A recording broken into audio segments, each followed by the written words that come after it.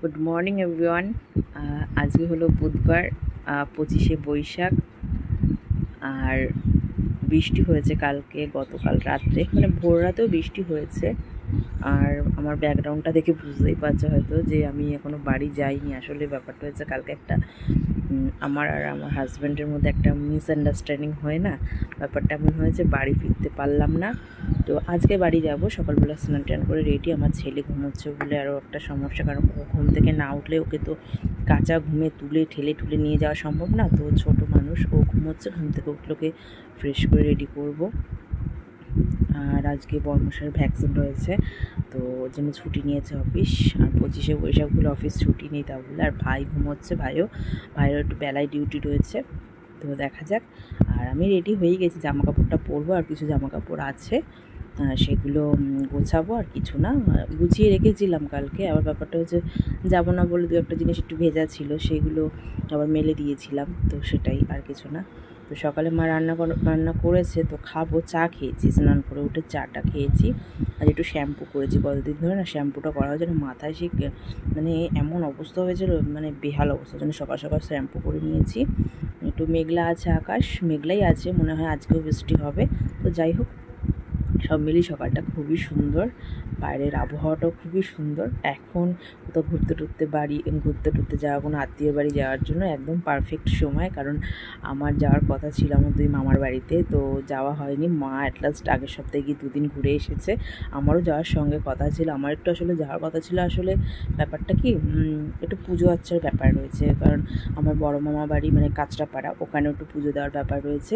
গঙ্গা স্নান করে ওখানে মন্দির রয়েছে। আর আর বা যে মগরা, ওখানে হনুমান মন্দির রয়েছে, আর একটা বুড়ি মায়ের মন্দির রয়েছে, তো ওইখানেও যাওয়ার কথা রয়েছে। তো যাব, তো মায়ের আবার ছুটি ছাটা পড়লে দেখি, এরকম ওয়েদার থাকলে যাব, না হলে একেবারে শীতের যখন শীতকাল পড়বে, তো তখন একবার না গেলে নয় যাব। কারণ অনেক বছর হয়ে গেছে যাওয়া হয় না মামা বাড়িতে, যেতে হবে একটু, না গেলে নয়। আর ভাই ঘুমোচ্ছে, আমার ছেলেও ঘুমোচ্ছে, আর মা তো বেরিয়েছে, আর আমি গুছি নিয়ে বসে রয়েছি। আর একটু বাকি রয়েছে, ওগুলো গুছিয়ে নেবো, খাবো আবার। আর কালকে ব্যাপারটা না খুব খারাপ হয়েছে, আমি শুনিনি যে আমার বড়মশাই বলছে যে আমি অফিস থেকে বাড়ি গিয়ে তারপরে বাইক নিয়ে তেল ভরে তারপরে তোমাদের নিতে আসবো। আর এদিকে আমি 7টা বেজে যাচ্ছে, আমি ভাবছি আসবে ওয়েট করে বসে রয়েছি। তো ওয়েট করে বসে রয়েছি, মানে গুছিয়ে গেছি পুরো, ওয়েট করে, মানে চাও বসিয়ে দিয়েছি গ্যাসে, দুধ গরম করে দুধের মধ্যে এবার চা পাতা ঢেলে রেখে ঢাকা দিয়ে রেখেছি যে আসলে ফুটিয়ে দেবো, ফুটালে হয়ে যাবে। এবার 7টা বেজে গেছে, এবার আমি ঘুম থেকে 7টা বেজে গেছে, এবার আমি ফোন করছি, ফোন তুললো না। পরে করে ফোন করে বলে আমি আসছি, আমি বাড়িতে গিয়েছিলাম, বাড়িতে সমস্ত কিছু গুছিয়ে আমি তেল ভরে আসি।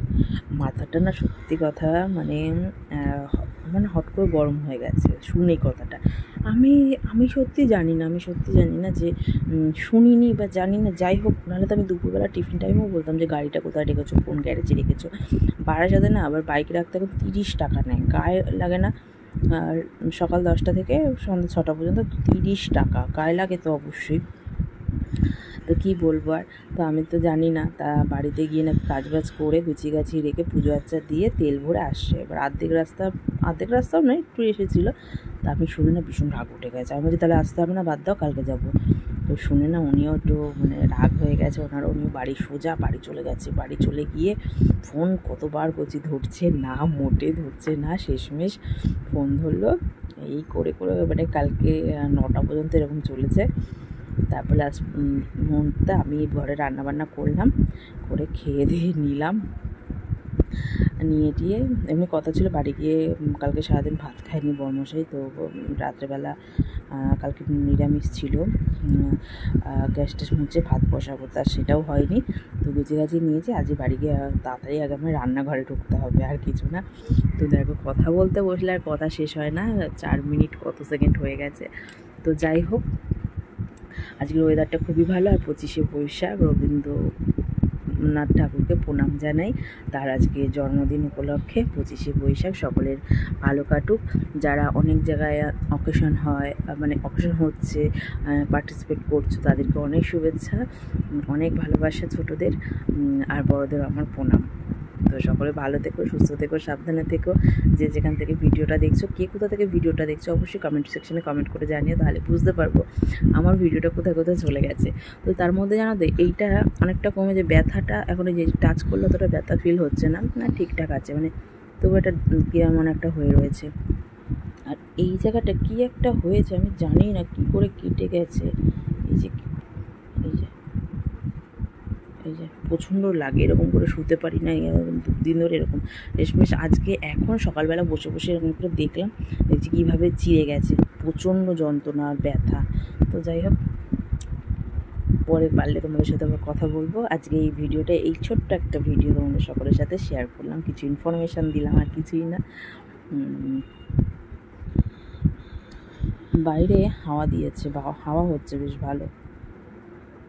ভালোই হাওয়া হচ্ছে।